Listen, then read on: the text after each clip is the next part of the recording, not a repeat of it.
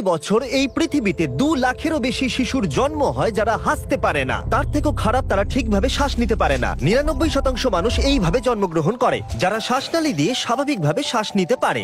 আর বাকি 1% মানুষ এইভাবে জন্ম নেয়, যাদের ঠোঁট বা তালু কাটা থাকে, যা বড় হওয়ার সাথে সাথে তাদের জীবনকে ক্ষতিগ্রস্ত করে তোলে। দরিদ্র অঞ্চলের লোকেদের বেশিরভাগেরই এই সমস্যা থেকে মুক্তি পাবার কোনো উপায় নেই, যার অর্থ হলো হাজার হাজার মানুষ অপারেশনের কোনো সুযোগই পায় না, যার ফলে এরা বড় হয়ে খারাপ পথে গিয়ে সমাজ থেকে বিচ্ছিন্ন হয়ে পড়ে। কিন্তু একটা অর্গানাইজেশন গোটা পৃথিবী জুড়ে এই বিষয়ে একটা বড় পরিবর্তন আনতে মনস্থির করেছে। ইনি হলেন ক্যাথি। 40 বছর আগে আমাকে আর আমার হাজবেন্ডকে বলা হয়েছিল ফিলিপিনে যাওয়ার জন্য। আমরা একের পর এক সাইটে যাই আর আমরা সেখানে 300 জন বাচ্চাকে পাই যাদের ঠোঁট কাটা। আমরা ভেবে পাচ্ছিলাম না কি করব। আমাদের যা সম্ভব আমরা করেছি, আর আমরা 40 জনকে তাদের চিকিৎসা দিতে পেরেছি। তাই আমরা যে কাজটা শুরু করেছি সেই কাজটা আমাদের শেষ করতেই হবে। এইভাবে অপারেশন স্মাইলের শুরুটা হয়েছিল এবং গত 40 বছর ধরে তারা 4 লাখেরও বেশি সফল অপারেশন করিয়েছে গোটা পৃথিবীর প্রায় 36টা দেশের রোগীদের। যাই হোক, মেক্সিকোতে এই বিষয়ে রোগীর সংখ্যা দ্রুত বৃদ্ধি পাচ্ছে এবং এই সমস্যার সমাধান করা কঠিন হয়ে পড়ছিল। তাই তারা আমাদের সাহায্য চায়। তাই ড্যারেন আর ড্যান মেক্সিকোর উদ্দেশ্যে বেরিয়ে পড়লো, যা ল্যাটিন ইতিহাস এবং সংস্কৃতির শহর। ওখানে পৌঁছেই ড্যারেন বিরল সুযোগ পেল ওপর থেকে এই অবিশ্বাস্য শহরটিকে দেখার, কারণ সে ক্যাথিড্রালের বেল বাজানোর আমন্ত্রণ পেয়েছিল।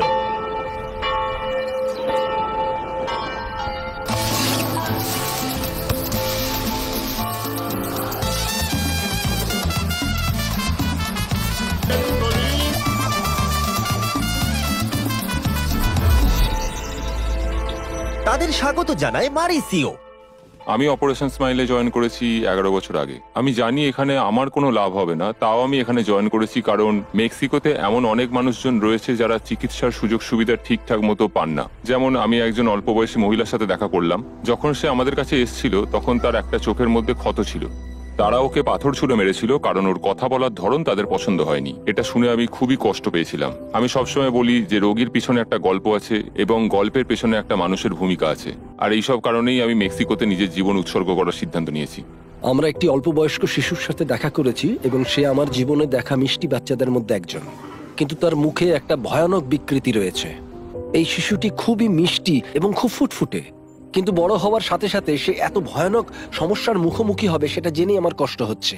এই রোগীদের মধ্যে একজন ইমানুয়েল। 17 মাস আগে সে একটা ফাটা তালু নিয়ে জন্মগ্রহণ করেছিল। তার বাবা হলো জেরোনিমো, একজন সিঙ্গেল ফাদার যিনি চিয়াপাসের গ্রামীণ অঞ্চলে বসবাস করেন, যেখানে বাস করে তার পক্ষে চিকিৎসার খরচ চালানো এক প্রকার অসম্ভব, কারণ তার রোজগার একেবারেই যথেষ্ট নয়। তার মানে হলো তার একমাত্র আশা ছিল তাকে 17 ঘন্টা বাস যাত্রা করে পুয়েবলা পর্যন্ত গিয়ে তার ছেলের অপারেশনের জন্য নাম নথিভুক্ত করানো, আর নির্বাচিত না হলে তার ছেলের সুস্থ হবার এই শেষ সুযোগটাও সে হারিয়ে ফেলবে। আমরা যদি এই প্রোগ্রামগুলোর মধ্যে যে কোনো একটা দেখি তাহলে সেটার জনসংখ্যা দেখুন। 10টা বাচ্চা বা 2টো বাচ্চা নয়, প্রচুর বাচ্চা আর ফ্যামিলিরা রয়েছে। আপনারা এই ফ্যামিলিগুলো দেখবেন, এদের মুখ দেখবেন, কিন্তু যদি আপনারা নিচে দেখেন তাহলে দেখবেন কোনো জুতো নেই। তারা তাদের সন্তানের জন্য সবকিছু করতে পারে। এদের পিতামাতার কথা ভাবলেই আমার ভেতরটা যন্ত্রণায় ফেটে যাচ্ছে।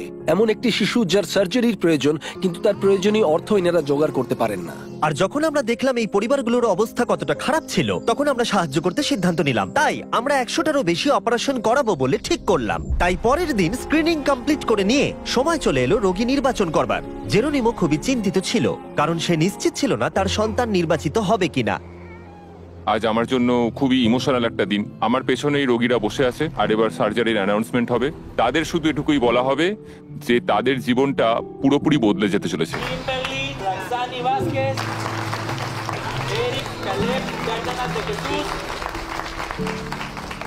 ইতিমধ্যে 97 জন রোগী নির্বাচিত হয়েছে এবং জেরোনিমো আশা হারাতে শুরু করেছে।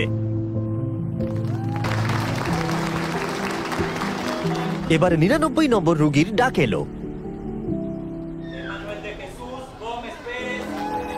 তার স্বপ্ন সত্যি হলো, তার চোখের জল আনন্দই প্রকাশ করছিল।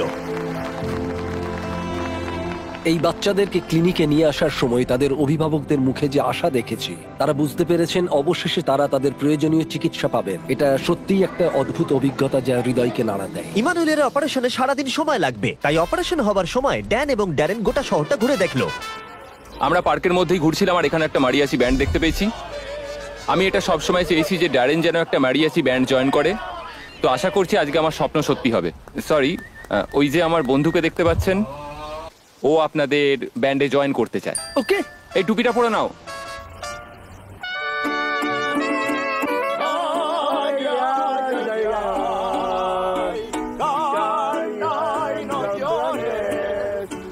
এবার মনে হচ্ছে চুপ করতে বলতে হবে, কি জঘন্য গাইছে। এটা ছিল আমার জীবনের একটা অসাধারণ অভিজ্ঞতা। তাহলে আপনারা বুঝতেই পারছেন ড্যারেনের জীবনটা কতটা বোরিং।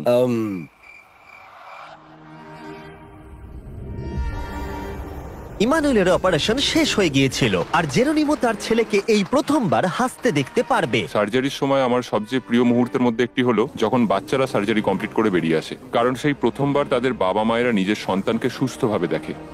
এটা এতটাই ইমোশনাল একটা মুহূর্ত, কারণ তাদের জীবনটা পরিবর্তিত হয়, শুধু পেশেন্টের নয়, তাদের ফ্যামিলি, তাদের সোসাইটিরও। আমাদের পেশেন্টরা সেই সুযোগটা পায় যাতে তারা নর্মাল লাইফে ফিরে আসতে পারে। এই চিকিৎসার ফলে এই সমস্ত শিশুদের ভবিষ্যতের একটা বড় বাধা দূর হলো এবং এই অপারেশনের পাশাপাশি অপারেশন স্মাইল তাদের সমস্ত রোগীদের বিনামূল্যে স্পিচ এবং ভোকাল থেরাপির সুযোগ দেবে। এভাবে তারা স্বাভাবিকভাবে কথা বলতে শিখবে। আমাদের কাছে আরেকটা সারপ্রাইজ এখনো আছে। ক্যাথি আমাদের একজন নার্সিং স্টুডেন্টের সাথে দেখা করায়, ফার্নান্ডা, যাকে অপারেশন স্মাইল 17 বছর আগে অপারেশন করিয়েছিল। আমার নার্সিং পড়ার কারণ হচ্ছে আমি আমার মতো বাচ্চাদেরকে সাহায্য করতে চাই।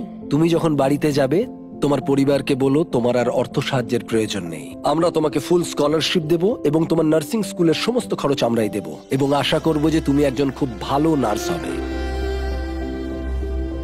ধন্যবাদ। অনেক ধন্যবাদ।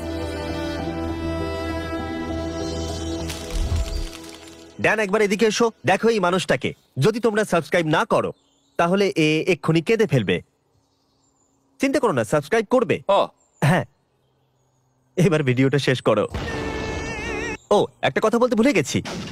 অপারেশন স্মাইল দারুণ এবং গোটা বিশ্ব জুড়ে তারা সুন্দর কাজ করছে। আমরা এদের এতটাই সক্ষম দেখতে চাই যাতে এরা গোটা বিশ্বের বাচ্চাদের চিকিৎসা প্রদান করতে পারে। তাই অপারেশন স্মাইলকে ডোনেট না করার অর্থ হলো তোমরা বাচ্চাদের ভালোই বাসো না। সাবস্ক্রাইব করো আর অপারেশন স্মাইলকে ডোনেট করো।